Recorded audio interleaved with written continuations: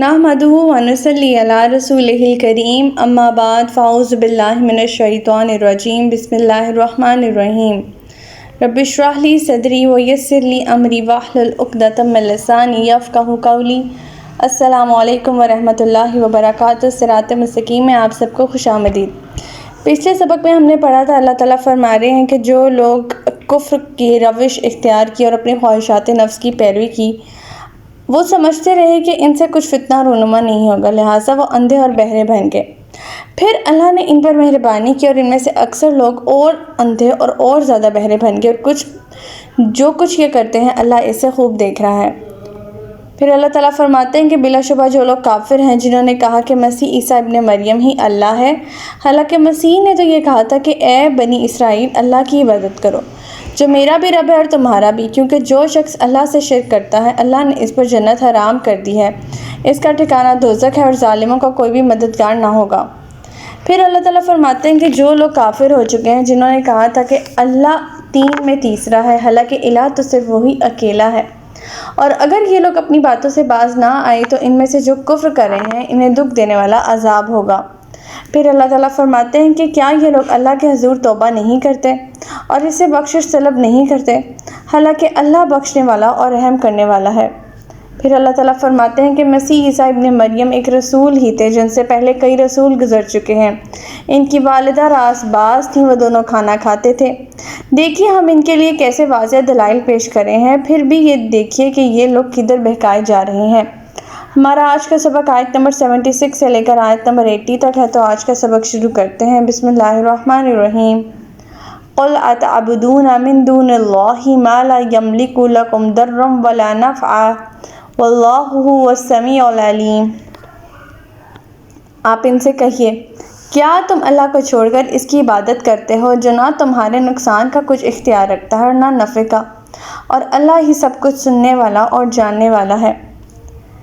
اس آیت میں حضرت عیسیٰ علیہ السلام اور ان کی والدہ کی الوحیت کی تردید میں چوتھی دلیل اللہ تعالیٰ یہاں پیش کرے ہیں، اور وہ یہ کہ دونوں اپنے بھی نفع نقصان کا اختیار نہیں رکھتے۔ یہود نے انہیں اذیتیں دیں، دکھ پہنچائے، از خود وہ ان کی مدافعت نہ کر سکتے تھے، یعنی روک تھام۔ یہود نے سیدہ مریم پر زنا کی تہمت لگائی، اللہ تعالیٰ نے ان کی بریت بیان فرمائی اور ان کی معجزانہ پیدائش کو واضح طور پر بیان کیا، لیکن یہود پھر بھی باز نہ آئے اور عیسیٰ علیہ السلام کی زندگی بھر ان کے جان کے در پہ رہے، حتیٰ کہ حکومت سے ساز باز کر کے انہیں سولی پر چڑھوا دیا، لیکن یہ دونوں نہ اپنے آپ کی مدافعت کر سکے نہ یہود کا کچھ بگاڑ سکے۔ پھر کیا وہ اللہ یا الہ یا الوحیت میں شریک قرار دیے جا سکتے ہیں؟ آیت نمبر 77۔ قُلْ يَا أَهْلَ الْكِتَابِ لَا تَغْلُوا فِي دِينِكُمْ غَيْرَ الْحَقِّ وَلَا تَتَّبِعُوا أَهْوَاءَ قَوْمٍ قَدْ ضَلُّوا مِن قَبْلُ وَأَضَلُّوا كَثِيرًا وَضَلُّوا عَن سَوَاءِ السَّبِيلِ۔ آپ ان سے کہیے، اے اہل کتاب، اپنے دین میں ناحق غلو نہ کرو اور ان لوگوں کے پیچھے نہ چلو جو پہلے ہی گمراہ ہیں، اور بہت لوگوں کو گمراہ کر چکے ہیں اور سیدھی راہ سے بھٹک چکے ہیں۔ اللہ تعالیٰ فرماتے ہیں یہ وہی لوگ ہیں جو یونانی فلاسفر ہیں، جن کے افکار اور نظریات سے متاثر ہو کر عیسائیوں کے علماء اور مشائخ عقیدہ تثلیث گھڑ لیا، پھر حکومت کی سرپرستی کی بنا پر اس عقیدے کو فروغ حاصل ہو گیا۔ سیدنا عبداللہ رضی اللہ تعالیٰ عنہ فرماتے ہیں کہ رسول اللہ صلی اللہ علیہ وسلم نے فرمایا، بال کی کھال اتارنے والے فرقہ پرستی کی بنا پر تباہ ہوئے۔ آپ نے یہ بات 3 بار فرمائی اور یہ مسلم کی حدیث ہے، یعنی ناحق بلا وجہ غلو نہیں کرنا اور ان لوگوں کے پیچھے نہیں چلنا جو پہلے ہی گمراہ ہیں، ان علماء کے پیچھے نہیں چلنا۔ ہمارے پاس راہ حق ہے، کتاب اللہ کی شکل میں، سنت کی شکل میں، سیرت کی شکل میں، ان سے رابطہ کرنا ہے، ان سے ہدایت پانی ہے۔ آیت نمبر 78۔ لُعِنَ الَّذِينَ كَفَرُوا مِن بَنِي إِسْرَائِيلَ عَلَى لِسَانِ دَاوُودَ وَعِيسَى ابْنِ مَرْيَمَ ذَلِكَ بِمَا عَصَوا وَكَانُوا يَعْتَدُونَ۔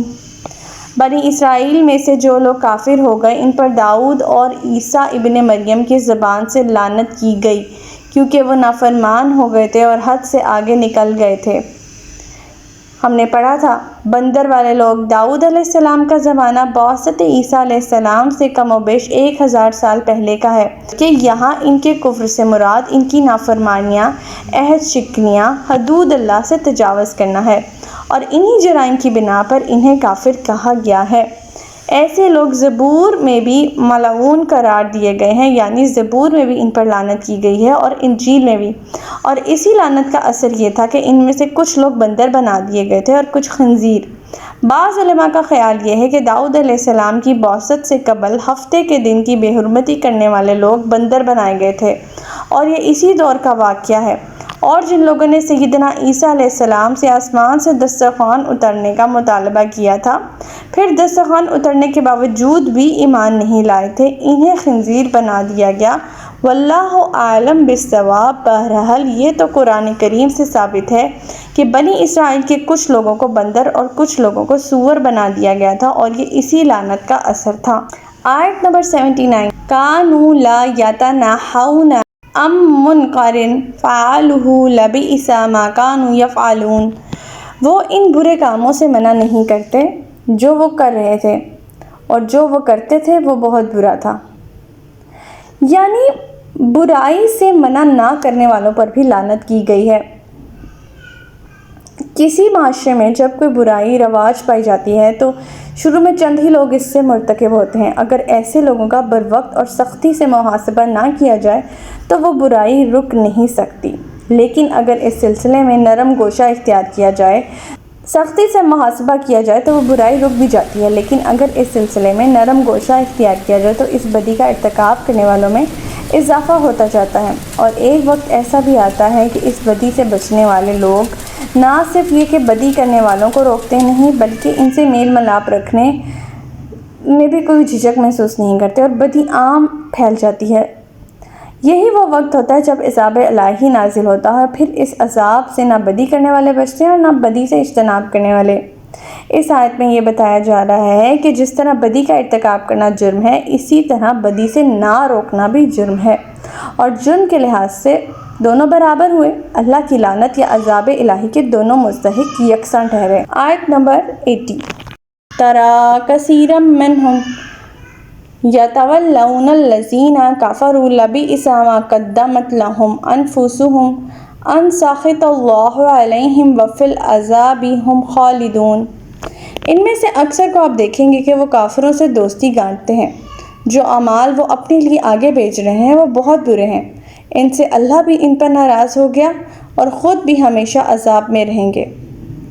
یہاں کافروں سے مراد مشرکین ہے جو ان نافرمانوں، حد سے تجاوز کرنے والوں اور بدی سے نہ روکنے والوں کو اللہ تعالیٰ یہاں پہلے ہی کافر فرما چکے ہیں، اور ایسے یہود کا مشرکین سے دوستی گانٹنا بھی اسی لعنت کا باطنی اثر تھا جو ان پر کی گئی تھی۔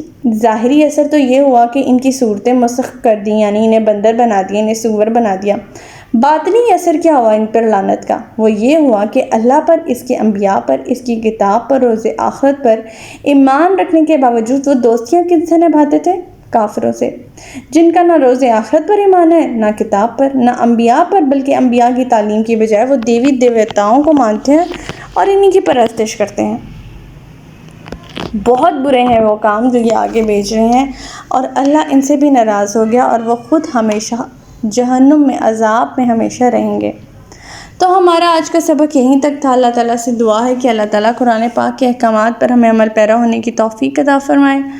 اللہ پاک ہمیں ہدایت دے کہ جس کے بعد گمراہی نہ ہو۔ ربنا لا تزغ قلوبنا بعد إذ هديتنا وهب لنا من لدنك رحمة إنك أنت الوهاب۔ سبحانك اللهم وبحمدك أستغفرك وأتوب إليك۔ السلام علیکم ورحمۃ اللہ وبرکاتہ۔